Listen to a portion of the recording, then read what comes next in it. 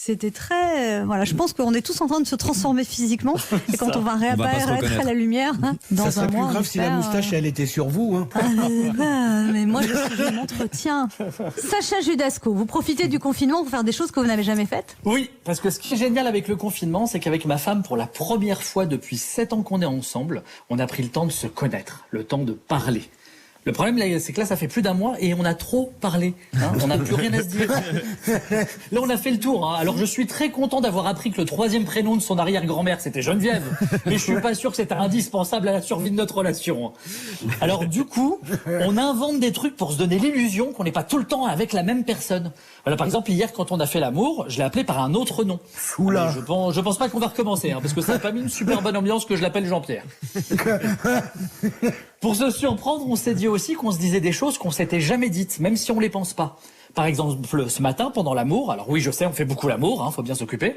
Elle m'a dit, oh oui, c'est bon. Ça, elle me l'avait jamais dit. Voilà. Juste après, elle m'a dit, c'était pas mal. Alors que d'habitude, elle me dit, déjà?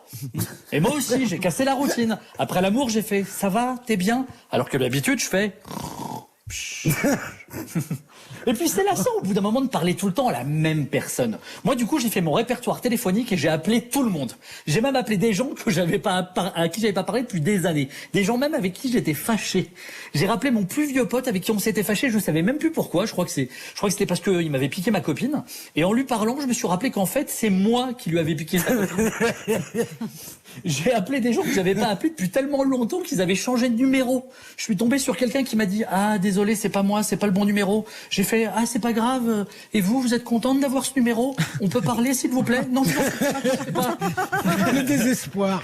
Hier, j'ai parlé pendant 1 heure au téléphone avec un télévendeur qui essayait de me vendre une tondeuse à gazon alors que j'habite en appartement.